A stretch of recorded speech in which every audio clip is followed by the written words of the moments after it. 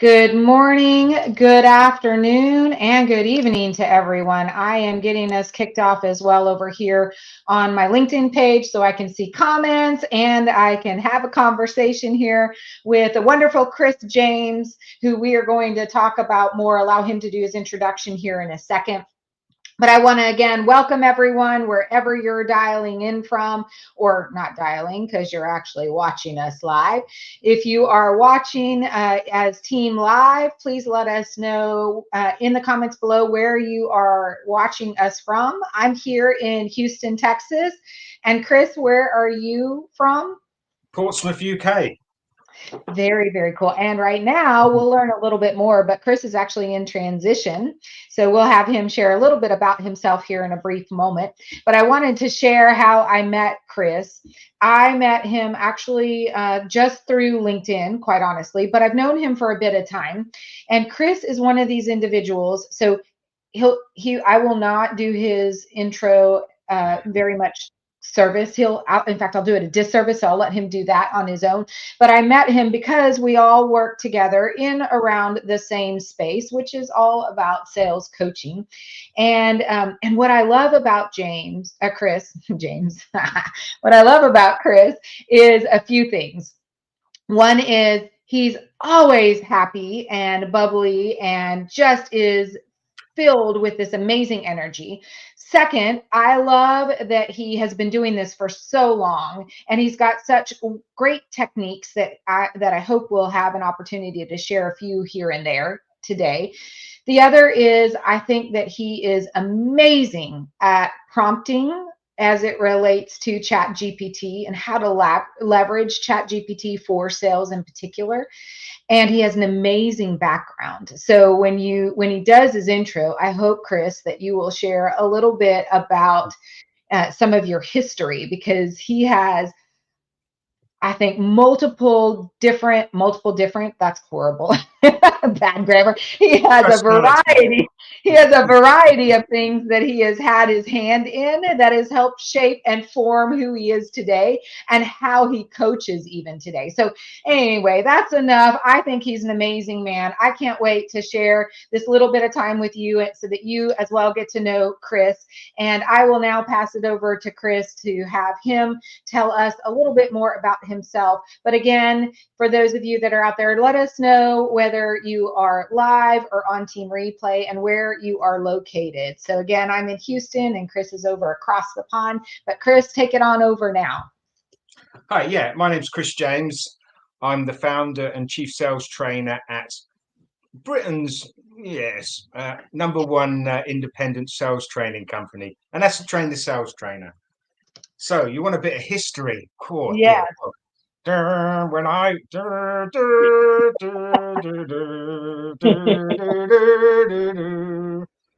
was lad, I used to be a breakdance teacher. So I was a breakdance teacher and a cage dancer. So I used to go to these nightclubs, and there used to be this pretty girl there and this skinny imp on the other side, and I was that skinny imp doing it the old, So I soon found out that I didn't have much talent for that, and they moved me on quite quickly. So I started working in casinos. I became a croupier. My father used to be in the Navy, and he used to travel around the world, and he used to come back with all these great stories of how he'd done this, how he'd been there. And so I thought, you know what? I want to travel the world, but I don't want to get shot at doing it. I couldn't see the point in that. So I went and became a casino croupier. And I moved up to London and I worked in some of the great casinos there. And then I moved abroad and I traveled for 6 years, anywhere from Russia to the Mediterranean, the Caribbean, Denmark. And then I came back and I thought, what do I want to do the rest of my life? So I stayed in casinos for a bit, and I threw a dice, and I threw this, and I put number one. Sorry, become a porn star. Number two, go back to dancing.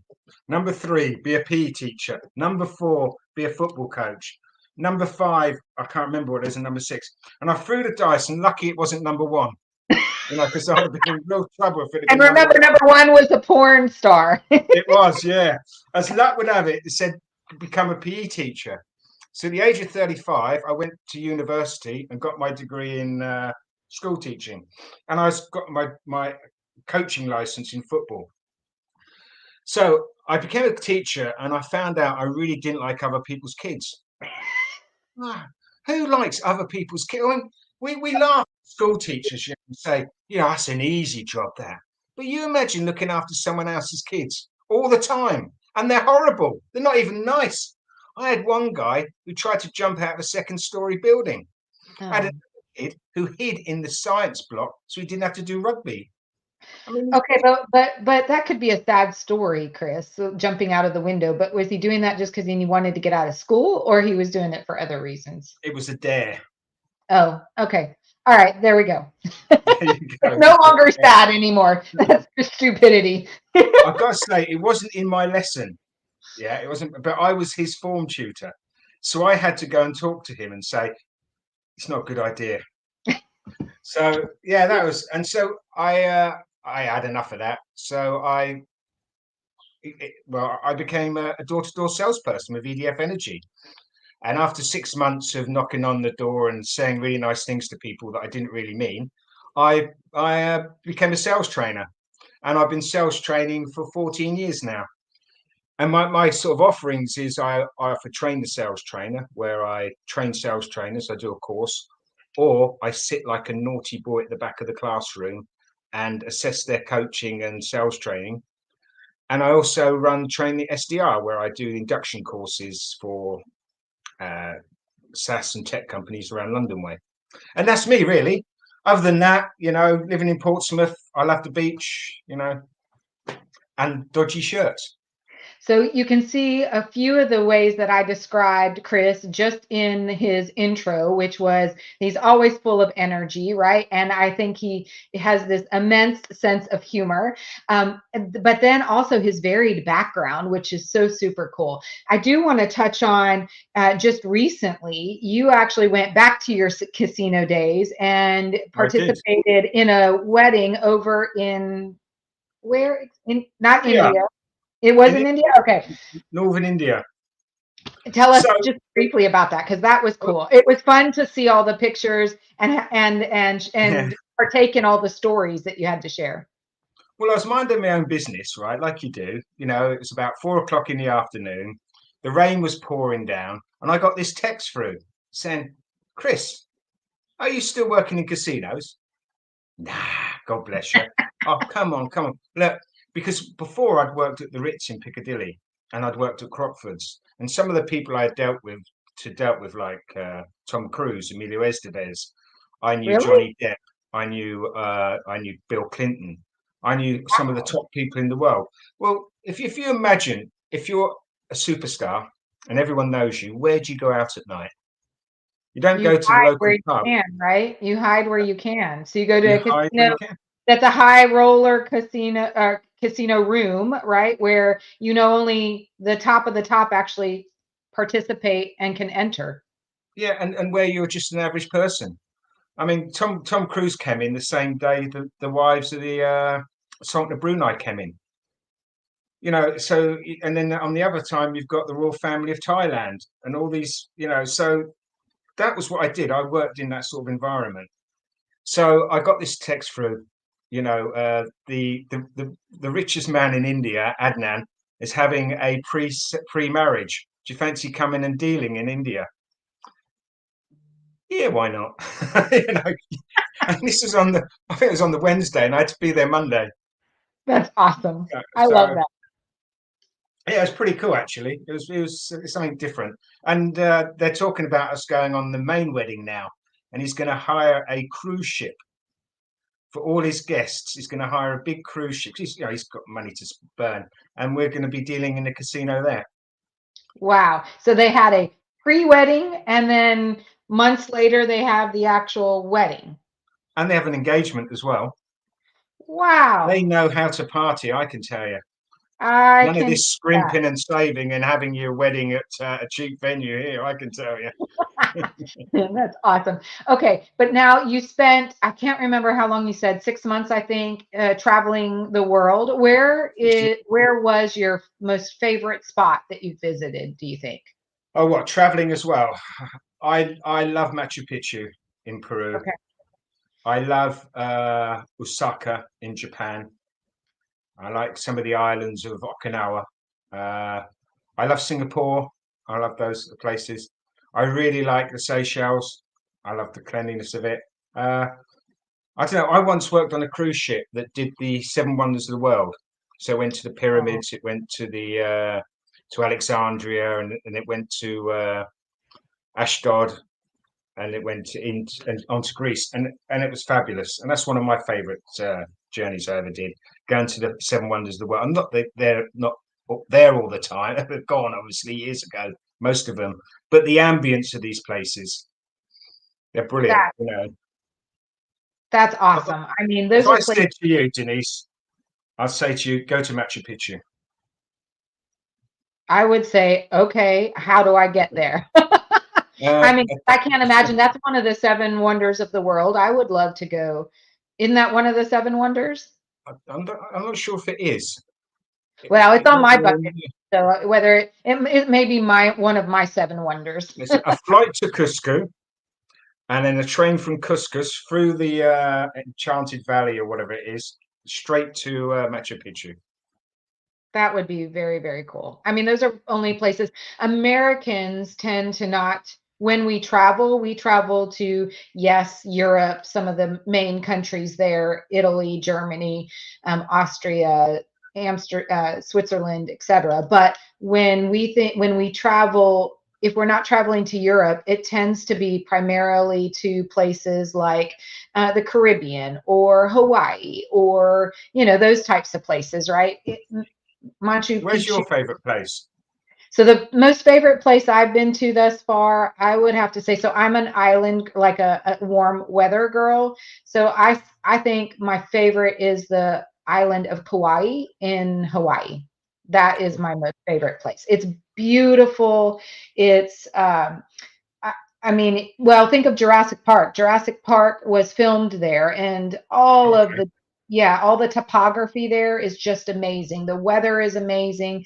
You can go from one island where it's freezing cold to the other side of the island, which is only an hour and a half or so drive, and it's warm weather. I mean, hiking everywhere. It's not so super touristy as some of the other islands. I mean, just beautiful. But I love warm weather. I'm not a cold weather kind of gal.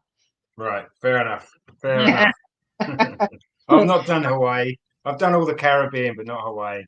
Oh yeah, it's expensive, but one of my favorite places. Now, I always love to go to Germany because so if we're going back to a non-island beachy type of vacation, I love going back to Germany just because there's so much history and culture and family there. So that's really one of my favorite places to travel. But okay, enough about me. So you went from being working in a casino to traveling, and then all of a sudden you go into the world of education where you're a PE teacher and football, but then you go from PE football to selling door to door. What made you decide to do that? Money. Besides the fact that we already know you didn't like teaching other people's kids. You didn't Uh, like other people's kids, right? yeah, the paths are often you don't make them up. They just someone lays them in front of you sometimes. So basically, in England, you have to hand your notice in October to leave Okay. at Christmas. You've got to give them 6 weeks' notice, and no one's got a job to go to. So my plan was to leave school teaching. I think I'll easily get a job in adults education, and then I didn't. And then I went to the old job centre, and what have you got? They said, oh look, we've got door-to-door salesperson at EDF Energy. You can do that. So that's what I did. I didn't want to do it. I just fell into it. I think like most of us, none of us want to eat Marmite for the first time, but then we just do it. So my first job in sales was very much like yours. I went knocking on businesses door to door selling telecom, so selling long distance. Back in the day, when here in the US at least, we would switch long distance based on the price. Now we don't do that really as often, but yeah, I mean, selling door to door, when you can do that, I mean, you can sell anything. I mean, I was looking at you back there. Uh, we used to look in the rooms, and So before we knock on the door, we'd look in the house and say, "Oh, look, there's some cups there." Gary Lineker's a famous English footballer here. We'd say, "I thought Gary Lineker was going to open the door." And they'd say, "Well, why is that?" "Well, I saw all these cups and medals." "Oh no, they're my daughter's." "Oh, what does she do?" "Oh, she plays badminton or whatever." And then you're into conversation, like in Mhm. your room. I thought, "Oh, I thought J.R. Rowling was going to answer the door." "Well, why did you say that? Well, you got all those books. You look like an author." That's So we used awesome. to do things like that to get conversation going. Now, how long did you sell door to door? About 8 months And then what in prompted the you? winter as well. Oh, in English weather. Ah, cold. Ah, I can't imagine that. That's why I love Houston. It's warm for the most Actually, part. that wasn't my first job. I went back to that. When I was 18, I was a door-to-door salesman for a life assurance company. Oh, so So did what you we do used to that as well, residential as well, both times, or were either of those business? no, this was door to door.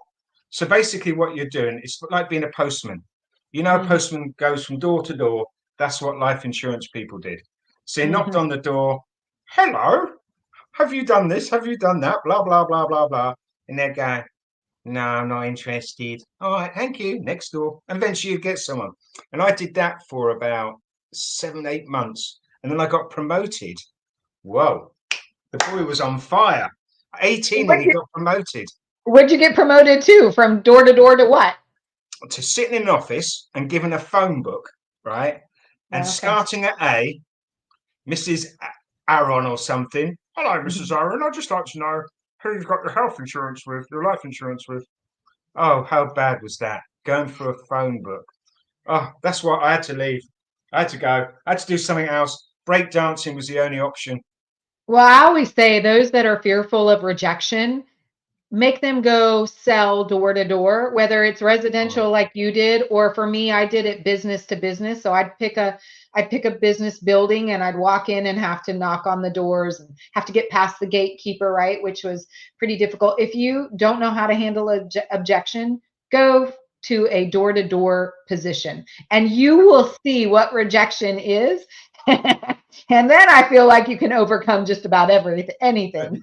let's knock on the door, and it's EDF Energy, that a French-based company, and they really swear at you and really get angry at you. It's not French. It's connect. And they just shout at you for being French. Do I look French? Do I sound French? All People right. just want to shout at you. So Anyway, then what prompted you to go from door-to-door sales to becoming a sales trainer? well, the national sales trainer left, and I thought, well, that's adults education, and they did a big hiring thing, and they got us to do presentations, and I did my presentation. I got offered the job, and as national sales trainer for EDF Energy. So what I'd do is I'd go around different offices in the UK and do 1 week induction courses. So, and I did that every 2 weeks. Nightmare.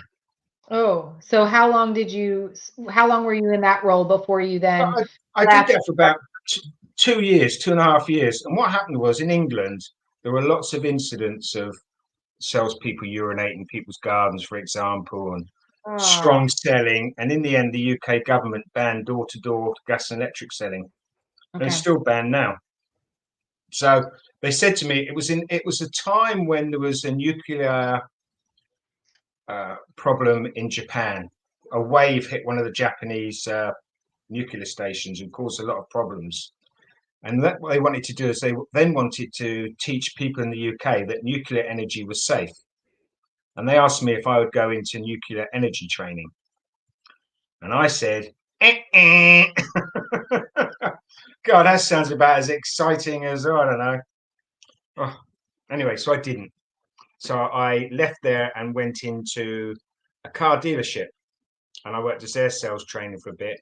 And then I did a bit of immigration, a little bit of advertising, and then I moved into the SaaS world. I love that. So how long did you stay in the SaaS world before you then ventured off on your own? Uh, 5 years, 4 or 5 years. I did technology, storage service, and networking stuff, and then I went into software as a service. And then when you were there in software, I guess, tell me, what do you love? I would suspect that software is where you enjoyed more of your time, because that's what you focus on now, are tech companies, correct? Yeah. Well, I'll be bluntly honest with you. It's easy to be a sales trainer in a SaaS company Why? because people come out of university, they're hungry, they're go-getters, they've got big HR, they've got big incentives. It's easy to teach someone who's basically everything's done for them. You go Yeah. into the motor business where it's not the same sort of people selling, or you go into something like EDF Energy, and these are tough cookies. These people, they're either not well educated, they didn't go to university, they struggle with learning. You have to do different types of learning so they get on board. It can't be all you standing in front of a PowerPoint. You've got to be out there, you've got to do lots of demonstrations, you've got to give them a feel for the training more. Yeah. Whereas, we're straight out of university, they're used to lecturers, they're used to self-learning, they're used to that whole different environment. And it also pays very differently. So the motivation as a sales rep in the SaaS space, because you are traditionally paid more. Although I remember starting out in software where you could easily make, $500,000, $1 million a year in sales. Whereas now that's like rare, right? Very Yeah. seldom. Well, the hard thing now about SaaS is everyone holds the same conversation. It's become so dull in sales. So you phone a founder, a CEO, and you're going to pitch exactly the same as his salespeople pitch, because it's become so, what's the word, so same. I mean, Mhm. each company I've watched and listened to, they all teach the same way. The of course, it's 6 to 8 sale conversations now before a sale. So you have the initial pitch, then you drive that to disco demo, then you've got the technical meeting, then you've got the economic buyer, this sort of meeting. But it's also samey, and it's got harder and harder to get through to people because they've become, what was I say, immune to it all. And Immune, yeah. also people realize that they don't need 100 of the stuff that they get sold every day. Hmm.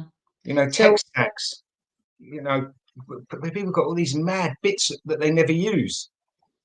hmm So well, they I can remember going in and selling when I sold in the corporate world, which I did for over 30 years, but it was only about 2 years ago that I started my own company. But when I would go in, you'd walk in selling them these solutions, and they had solutions that they'd spent hundreds and thousands of dollars on. And we're talking, six and almost sometimes seven-figure deals that they had closed for these solutions that they didn't do anything with.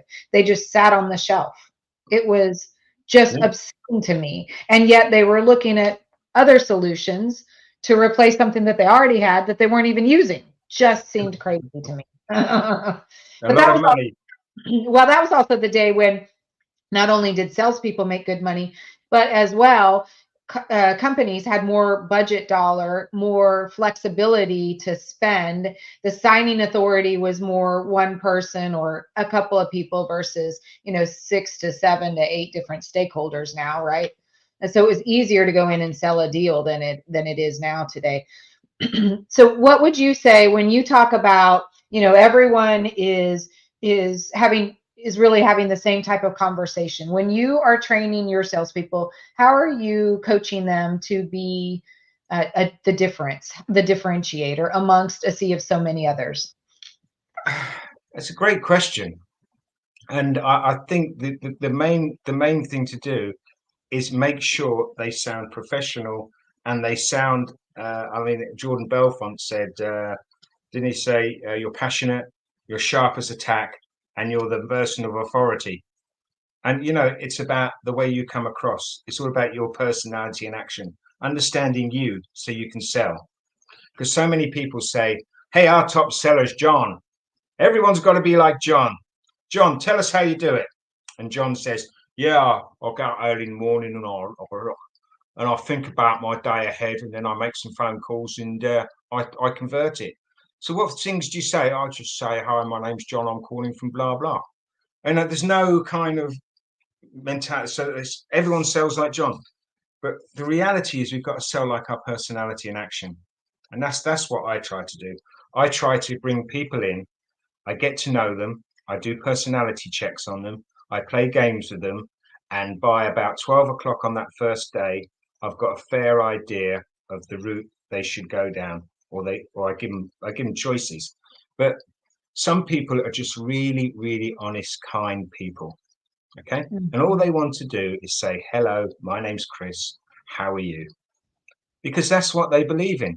They believe if you go out to a disco or something like that and someone comes up to you, they don't say all these stupid things. Hey, you're going to hate me. This is a pickup. It's up to you. You can throw your drink at me or you can listen to what I've got to say. That's people don't say that in the real world. They say things like, hey, Denise, you look great. Fancy a drink? Or, hey, Denise, hey, how are you today? That's what they say. Exactly. My best chat up line is that I'm no Barney Rubble, but I'll make your bed rock. You see? But And I'm saying is for I those try and that are the younger generation, that's the Flintstones. yeah. It never worked. Never worked. That's why I'm single. Oh my That's gosh. why I've got a car without an engine in it. So what I took away from that were two key things that you really focus on, which is authenticity, so being yourself. And the Yeah. other is that sales is about your mindset, right? How it's really about the way you view things, including your own self. And we know it's 90%, I mean, sales is 90% mindset anyway. So those are the two things I took out. Mind space or mindset is important, and that you be authentic. Fair summary? Yeah, definitely. Some people are direct. They don't want to mess about. They just want to get straight to the kill. And say, hey, my name's Chris. I know you weren't expecting the call, but I was just looking for 27 seconds to show you why I was so keen to help or to talk to you. Another one is knowing people who are in IT. A direct person might say, hey, Denise, I've got a quick question for you. No introduction. Hey, Denise, I've got a Hmm. quick question for you. Go for it. Because they're there to help. That's what they do. Yep. So if your personality is direct, I'll teach you, 6 direct methods that you can use on the phone. And then out of those 6, you practice them all, and then you find one that defines your personality. You may be, sometimes we get the funniest people, and we can do the funniest things. Sometimes you get people a bit more serious, and so yeah, that's what I do anyway. I love that. But what I also love is now how you're leveraging Chat GPT. So when we talk Hmm. about how to sell more effectively, make sure you're in the right mindset, make sure that you are authentic. How then are you introducing Chat GPT into the process? Because there is a little Uh, bit of inauthenticity there if it's not yeah, used appropriately. I think the first thing is personalization. People talk about personalization, and we spend a long time looking at it. So what I do is I use ChatGTP for personalization. So what I get people to do is go on to LinkedIn, highlight and copy the prospect's LinkedIn profile and your profile. And what you do is you have a prompt. And the prompt goes something like write a personalized prospecting email, 200 characters long. Your tone should be friendly, witty. Your vocabulary should be a level of a 24-year-old salesperson. Don't sound too British. Just sound formal, friendly, and pull at least one compliment from their recommendation list. So, what you're doing is you're looking at their profile and your profile and you're matching them, and then you can send the email to them. And Chris is like a whiz at this. I mean, he's even sent me prompts in the DM that I can leverage or suggestions because I think that's probably the biggest challenge when you're leveraging Chat GPT today is getting the prompts right, right? Because you can spend more time on getting the information if you don't know how to effectively prompt. So I think that's one of the bigger challenges. But then the other thing is that people I think are challenged with how to actually personalized. So you're sharing with us exact prompts on how to do that, because I do believe, I mean, this is my personal opinion. Hold on, Sia is joining us. We have quite a few people watching, and I'm trying to manage both my mouse. I was taking a I've had a break few people ask where I am actually. there. I've Where just you, got up actually the prompt, and I can read the prompt out to you if you like. yes, that'd be great if you can do that. Okay, so we've copied their profile, Yep. and this is what we're going to do. We're going to write a personalized prospecting email, introduction, 200 characters. I've said this already. The tone of voice should be friendly and witty. Your vocabulary should be at a level of a 24-year-old sales professional. Don't sound too British. Just sound like a normal, friendly person looking to get to know someone. You should pull at least one compliment from their recommendation list. Then you should find at least one relevant thing from their experience, and then you should highlight anything you have in common. We're talking about what is your product service? What is the number one benefit you can provide? Tie everything back together to what they wrote on their LinkedIn profile and make it complementary. So you put, here's my profile, here's their profile, and then you send it, you copy and paste it into ChatGTP. So I do it What on a Word and then copy and paste it. That's the type of prompt that we need to learn how to effectively do or leverage, right? I mean, Yeah, just amazing. And when we talk about Uber personalization, and I use the word Uber, I was corrected, and someone said I should use hyper. It doesn't really matter, same difference in my opinion. But yeah, conceptually, today, the differentiator between us and the robots or the machines or the bots or whatever you want to call them is that we have to Uber personalize these days. That's going to be what creates this human connection with our potential buyers, is that personalization. Wouldn't you agree? yeah, definitely. I mean, there's a big argument at the moment. A lady called Samantha McKenna, she's from Yep. Sam Sales, Yep. never makes prospecting calls. She believes in that show me, you know me technique, and you'll have to look that up. And it's basically emails that you use, introduce yourself, tell exactly who you are, and then this is the reason I call because I can see that you're this and you're that and the other. So people should look up "Show Me You Know Me" because it's not mine; it's Samantha McKenna's, and these are personalised emails that are successful. You don't need to ring them up first. What you're doing is you're sending in warm emails that work. So personalization is a clever thing. If they open it, of course, it's a big thing. But and it's not just on those first. You should be using your LinkedIn follow-up requests, and all these things should be personalized to start with. And then, of course, you've got to be able to gauge with them on LinkedIn. You know, Hmm. prospecting is not a one email, one prospecting call thing. It's a kind of I wouldn't call it a game because I hate when people say sales is a game. Yeah, But it's not. it's not a game. It's a how would you put it? There's a strategy. So I would It's a think it's not a strategy. game, it's a strategy. Yeah, There is a exactly. It's a strategy. I mean, if you follow, you're going to send a friend's request. I tend to, if it's someone a lot higher than me, I follow them first. hmm And then I write in that little letter, hi, yeah, I've been following you for a while. Love your content. You know, would love to connect. And I actually take it a step further. I before if I after I follow them, I actually read their comment on them.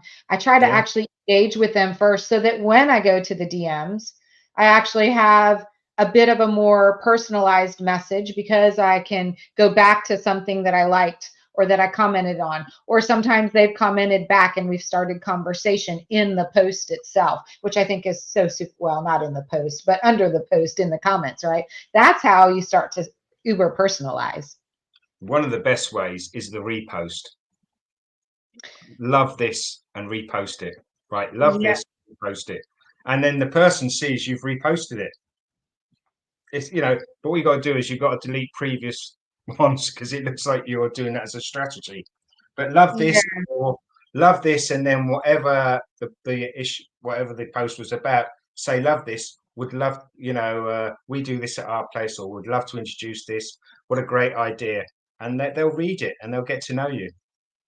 The Because only thing I would caution people on that, I think if that's going to be your strategy, that's really good. But the only thing I'd caution that is the algorithm doesn't love reposts. It doesn't do anything for you or the person that actually was the okay, author of it.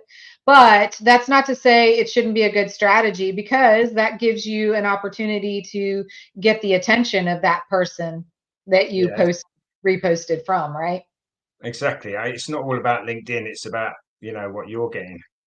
I think, we're Exactly. talking about the strategy as well. So there's got to be more, like we've said, reposting, commenting. You've said you comment and everything. But, you look at SDRs today and they spend so much time reading through this stuff, people's posts and that. We don't really have that time to give them. So Yeah, there well, are and you tools. focus on it. You focus on SDRs. So, I Hmm, mean, that's different than an account executive, right? The roles are a bit different. So maybe you can share with us then how they're prospecting, like you were fixing to go into, right? But I wanted to make sure everyone understood there's a differentiating factor between what the role of an SDR is and the role of an AE is, right? okay. So the role of an SDR is basically a hunter. They Mhm. they mine and find the prospects. And so if you imagine a sales process, call one is a cold call. Number two is a demo call. And number three is, say, a technical call. That's the basics of it all. Now, this SDR may have only been in the business 3 months, up to 6 months, maybe 9 months. If he's only been or he or she has only business, the way they'll be able to prospect is by presentation. Now, presentation is they'll have a script in front of them, and they'll be able to say a introduction. They'll be able to an empathy statement. Hey, I know you weren't expecting my call. The reason for the call, a 30-second commercial. This is what my company does. Uh, does any of this sound of interest to you? Yes or no? If yes, would I like to set up a call for you, I call it a better time for you, so we can further get to know you and you can get to know us better to see if we're a match. Does that sound fair? Yes. Okay. What time's good for you? And then we close. So then that's the SDR. Now the SDR has got the customer's notice, but the SDR can only really present. So we need now someone with more experience who can drive that sales process along, so the customer can now ask deep questions, and we have someone who can answer those questions, someone who has a deep knowledge of the product, has a deep knowledge of selling. So that's where the account executive comes in. They take over from the cold call, and then they bring that journey to the close. So when There's we talk also about SDR, sorry. Go ahead. No, go ahead, because I think you're going where I was going to ask. So go ahead. No, go, please, because I've Well, I was going to say then the difference in the way that they prospect is also because there are AEs who, while they may not have an SDR assigned to them, they do get some leads that come in through SDRs, but primarily AEs are responsible for their own prospecting as well. So you've got the SDRs prospecting, you have the AEs prospecting. The way they prospect is completely different as well. So even if they're having if the AE doesn't get that many leads from the SDR, has to do their own, the way they do that is completely different. Because yeah, you mentioned that the AE or the SDR doesn't have the time to read all those comments in a post to get to know someone.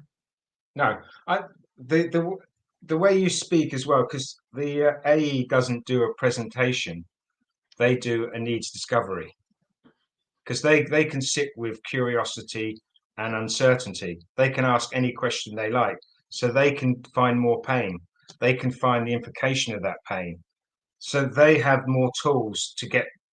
They can basically do the product demo in one call, whereas the SDR can't do that product demo. Yeah, no.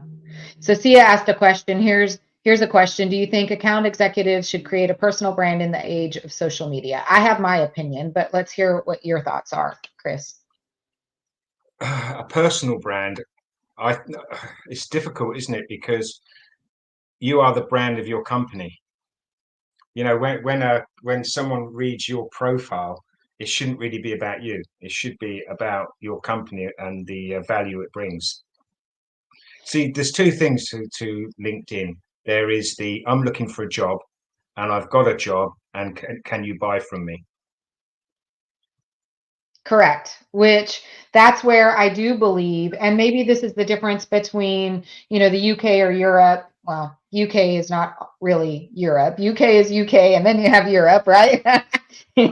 So whether or not, I think there's a difference in the way that we sell in the UK and Europe versus the way we sell here in the US. And to Sia's question, I think the answer is you have to have, in these days and ages in the US, you should be creating a personal brand, as well as, because you represent the company. And so when Okay. people do business with you, they want to do business with people they know, like, and trust, with credibility.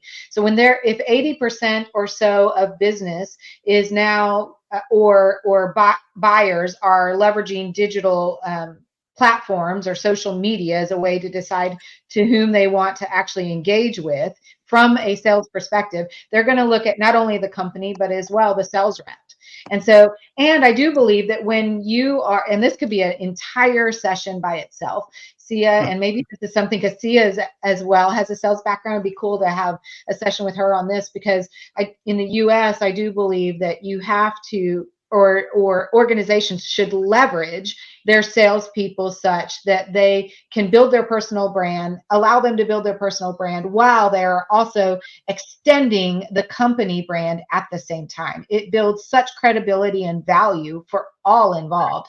See, I don't know if you agree with that, because you and I are both here in the I, US, but I'd be interested I to see what hear. you're saying, but I mean, when you brand, I mean, what's your LinkedIn banner going to say?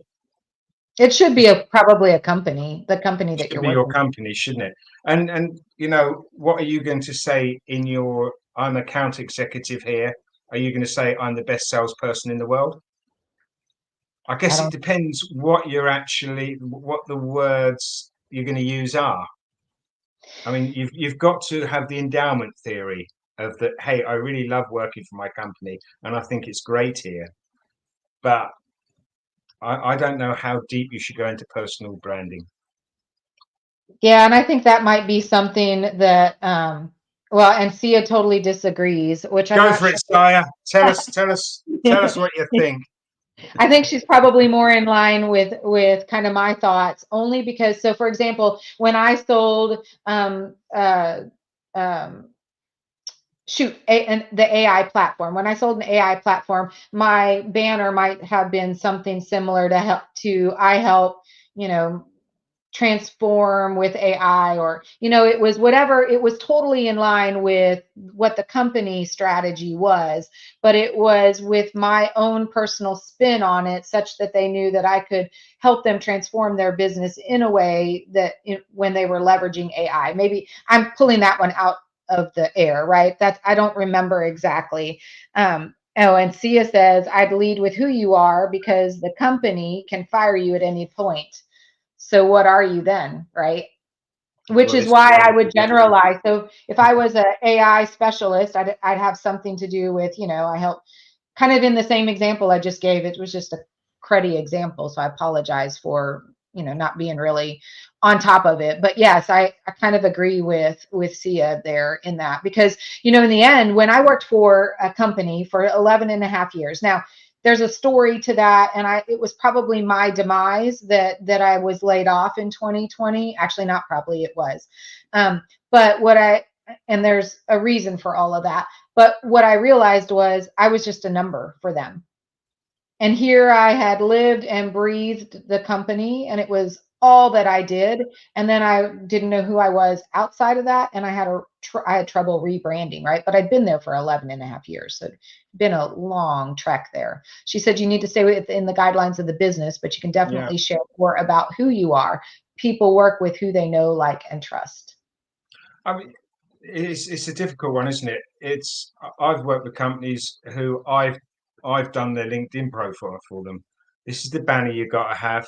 Right, I'm going to take a picture of you in front of Canary Wharf in London to make you look professional. You are an account executive at blah blah blah. This is what you do, blah blah blah. And when you go down, the about me is, as Sarah said there, it is the value the company gets, but the way you give that value, how you can bring that across. And then when you go down in your history, if you look like you're looking for a job, then that's one of the first signs that people are going to go, that company's not very good. So it's a difficult one. There has to be a fine balance, and I think there's just like there's an art and a science to selling. I think there's an art and a science to branding, personal branding in a corporate world. And I think there's just a strategy that you have to create and execute on, such that you are creating your personal brand but still representing the company. So It's interesting because there's a lot of famous people out there, like Bryn Tillman, who's the LinkedIn whisperer, for example. She doesn't actually talk much about what AE branding should be, or SDR brand. She goes for more what founders should be saying, what entrepreneurs, or people who have their own business should say. Not a lot's written on, actually, or talked about on personal branding for AEs. You're right, there isn't. And maybe that's something that Sia should probably look at trying to do. She already has enough on her plate. She's a fun person. If you don't know Sia, if you don't know Chris, connect with him, and Chris, make sure you connect with Sia. But I know I want to be respectful of everyone's time because we're coming close to the top of the hour. So I want to first thank everyone who's out there, because we've got quite a few people joining us. So thank you for being out there today, sticking with us and participating in the conversation. We've had a fun time here talking with Chris about, to summarize, about a little bit about his history, which I think he has an amazing history. I also think that he's super funny. So you've got to share in a little bit about who he is and see his personality and his energy, which I think is amazing.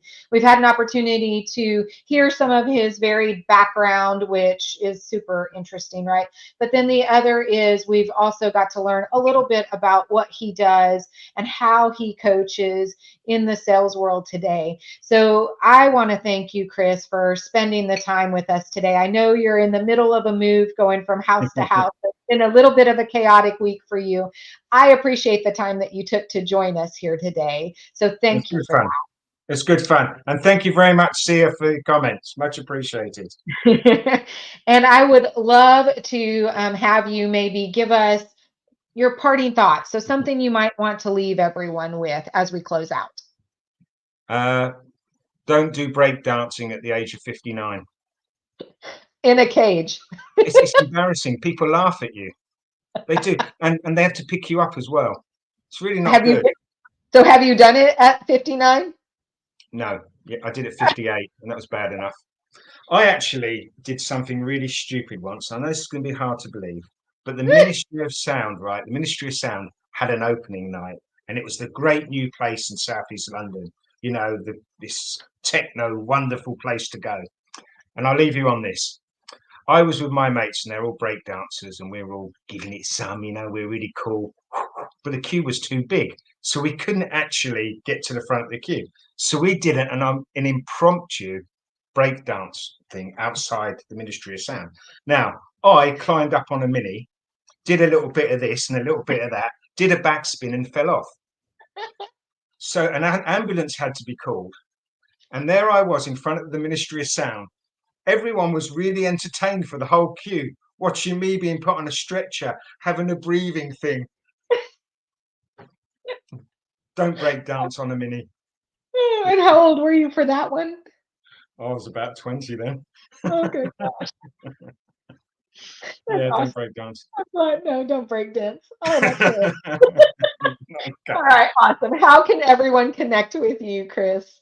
I think you've got your thing running along there. I'm on LinkedIn. Yeah, I'm a friendly sort of person. I do connect with everyone who, I feel sorry for you having to read my posts, really. But yeah, LinkedIn's great. I've got my own website. It's still www.net. When are they going to change that? When they get to Z or something? But it's www.traintheSalesTrainer.com. Awesome. And message me there or message me here. Awesome. Well, I appreciate again you being here. I'm thankful that everyone here was joining us today in the audience. We usually do the Sellovatorz live on Tuesdays at 9 a.m. We had to switch that and do a special time this week because, as I just mentioned, Chris has been in the midst of a move from house to house. So we again appreciate everyone being here, joining us on this special time. Come back next week at 9 a.m. on Tuesday instead of Thursday, which is our usual time. And you can catch us, you can catch me on some other lives. I focus on sales, AI, and humanity and bringing them together. For this is my sales. Tomorrow will be my humanity, where I have coffee with Denise at 10 a.m. Central Time, where we'll have Deanna Russo joining us, who is one of the LinkedIn gurus like Bryn Tillman. So thank you again. This was awesome conversation. I appreciate everyone engaging, and I hope everyone has a wonderful rest of your day. It's Thankful Thursday, so be thankful about something. Thankful Thursday. How American. All right, I'm going to end the stream. Stay on for just a minute, Chris.